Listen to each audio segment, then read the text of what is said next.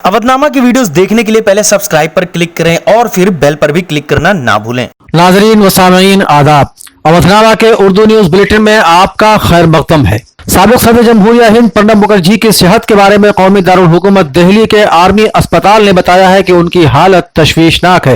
अस्पताल ने एक बयान में कहा कि हिंदुस्तान के साबिक सदर प्रणब मुखर्जी को 10 अगस्त सुबह 12 बजे तशवीशनाक हालत में आर्मी अस्पताल दिल्ली कैंट में दाखिल किया गया था। अस्पताल में मुआयने के दौरान दिमाग में खून जमने की तस्दीक हुई। सर्जरी के बाद उन्हें वेंटिलेटर पर रखा गया है। उनकी हालत अब भी तशवीशनाक है। मिस्टर मुखर्जी के टेस्ट में यह भी पता चला था कि वो कोरोना वायरस से भी मुतासिर है। नाज़रीन, कोरोना वायरस की वजह से मुलतवी हुए सीएए और एनआरसी मुखालिफ एहतजाज को फिर से शुरू करने की कोशिशें तेज होने की खबर है। इसी ज़िम्न में सुप्रीम कोर्ट के वकील महमूद पराचा हफ्ते को अलीगढ़ पहुंचे। उन्होंने सहाफियों से बातचीत में बताया कि सीएए और एनआरसी के खिलाफ तहरीक की धार फिर से तेज करने को लेकर तैयारी चल रही है। महमूद पराचा ने कहा कि हुकूमत हिंद की अनलॉक स्टेज काफी एडवांस स्टेज पर है। हर तरह की सरगर्मी की हुकूमत इजाजत दे रही है। ऐसे में 15 अगस्त से फिर से एहतजाज शुरू कर सकते हैं। महमूद पराचा ने कहा कि क्योंकि आइन बचाने की जो तहरीक चल रही थी उसे कोरोना वायरस और लॉकडाउन के पेश नजर रोक दिया गया था। अब कोरोना वायरस का अनलॉक का अमल बहुत एडवांस स्टेज पर है। इसके तहत हर तरह की सरगर्मी को शुरू करने के लिए हुकूमत खुद बढ़ावा दे रही है, लिहाजा तहरीक फिर से शुरू की जा सकती है। महमूद पराचा ने कहा कि दूसरी एक अहम वजह यह भी है कि मुहर्रम के लिए मुस्लिम बरादरी में मजहबी सरगर्मियों को किस तरह से कानूनी दायरे में रहकर पूरा किया जा सके, इसके लिए सभी लोगों को बताया जाएगा। अगर उन्हें कोई गलत तरीके से परेशान करे तो उसे कैसे बचाया जा सके, इसके बारे में भी उन्हें बताया जाएगा। साथ ही आप सब लोगों को पता है कि सुप्रीम कोर्ट ने जगन्नाथपुरी में रथ यात्रा निकालने की इजाजत दी थी। सुप्रीम कोर्ट की जो गाइडलाइन थी वो बाकी मजहबी बरादरी की सरगर्मियों के लिए भी नाफिज होती है और 15 अगस्त यानी यौम आजादी के आसपास से दोबारा आइन बचाओ तहरीक शुरू होगी। अपनी शायरी से ऐवानों में लर्जा पैदा कर देने वाले इंटरनेशनल शोहरत याफ्ता इनकलाबी शायर राहत इंदौरी का आज शाम इंदौर के एक अस्पताल में इंतकाल हो गया। वाज़ेह रहे कि राहत इंदौरी को कोरोना इन्फेक्शन की वजह से अस्पताल में दाखिल किया गया था और उन्होंने अपने फेसबुक अकाउंट पर खुद इसकी जानकारी देते हुए ये अपील भी की थी कि उनकी खैरियत के लिए उन्हें या उनके घर वालों को फोन न किया जाए। उनकी सेहत अपडेट सोशल मीडिया पर आती रहेगी। उन्होंने लिखा था कि अस्पताल में दाखिल हूँ, दुआ करें कि जल्द अज जल्द इस बीमारी को शिकस्त दे दूं। लेकिन शाम को अचानक राहत इंदौरी को ताबतौल दिल के 3 दौरे आए और उन्होंने अस्पताल में ही आखिरी सांस ली। मध्य प्रदेश के दारुल हुकूमत भोपाल की एक अदालत में किर्गिस्तान और इंडोनेशिया के 12 तबलीगी जमातियों के कोरोना बहरान के दौरान लॉकडाउन की खिलाफ वर्जियों समेत दीगर मामलात में अपने जुर्म को कबूल करने पर कैद और जुर्माने की सजा सुनाई गई है।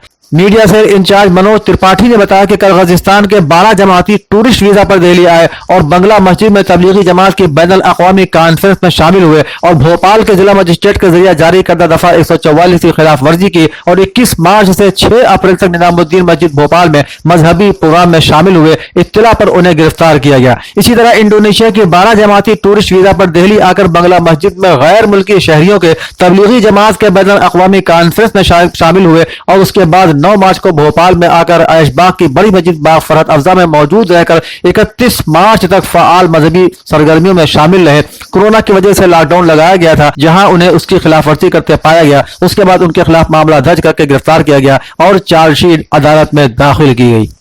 तबलीगी जमात के ताल्लुक से जमीयत उलमा हिंद के सदर मौलाना अरशद मदनी ने कहा है कि हेल्थ मिनिस्ट्री की जानिब से बताई गई गाइडलाइन को फॉलो करते हुए तबलीगी अमाल यानी मशवरा, गश्त, अवामी मुलाकात और साथ ही इंसानियत की बुनियाद पर खिदमत खल्क को जारी रखा जाए, बल्कि पहले से ज्यादा मुस्तहकम बनाने की कोशिश की जाए। अगर फिरका परस्त ताकत मरकज पर ताला लगाकर तबलीग के काम में रुकावट बनना चाहती है तो इबादत और तबलीग के लिए हर मस्जिद बल्कि जमीन का हर कता हिस्सा मस्जिद और मरकज है। मौलाना मदनी ने यह भी कहा कि मुसलमानों पर लाजिम है कि अल्लाह के हर काम के लिए कोरोना जैसी हर रुकावट को ठोकर मारकर एक तरफ कर दे और अपने वजूद को मुस्तहकम बनाए। उन्होंने इस बात पर भी जोर दिया कि वज़ारत सेहत यानी हेल्थ मिनिस्ट्री की तरफ से दिए गए उसूल ज़वाबित और गाइडलाइन का बहरहाल ख्याल रखा जाए।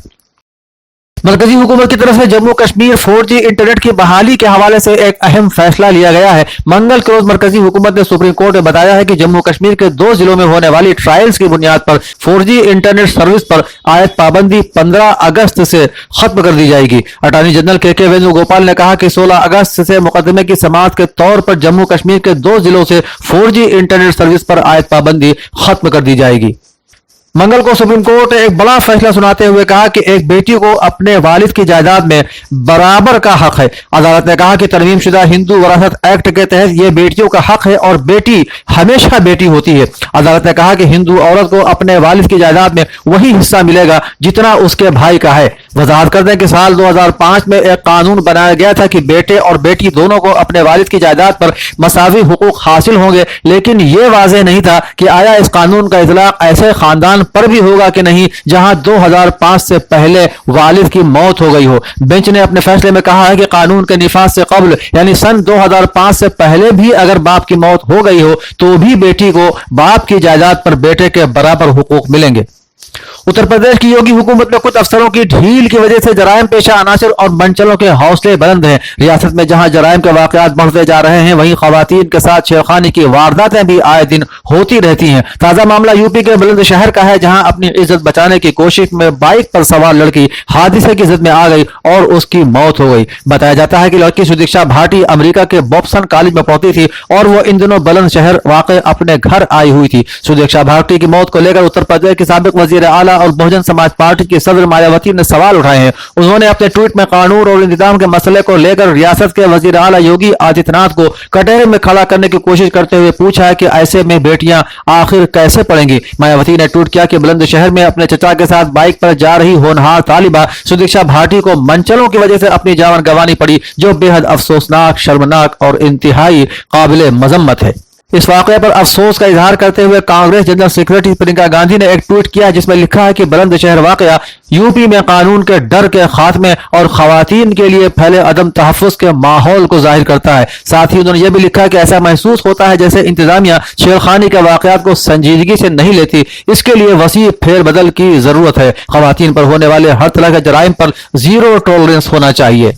उत्तर प्रदेश में कोरोना वायरस ने ऐसी तबाही मचा रखी है कि जिला जेलों में बंद कैदी भी इस वबा से महफूज नजर नहीं आ रहे। ताजा तरीन खबरों के मुताबिक बस्ती जिला जेल में तकरीबन 191 कैदियों की कोरोना टेस्ट रिपोर्ट पॉजिटिव बरामद हुई है। नए मरीजों के बाद रियासत की जेलों में कोविड-19 से इन्फेक्शन वाले कैदियों की कुल तादाद 1369 हो गई है। कोरोना वायरस ने तेल पर मबनी मईशतों को भी बड़ा झटका देना शुरू कर दिया है। खबर के मुताबिक सऊदी अरब की शान समझे जाने वाली सरकारी तेल कंपनी आरामको की हालत बहुत खराब होती जा रही है। आरामको की कमाई में इस साल की दूसरी तिमाही में 73% गिरावट दर्ज की गई है।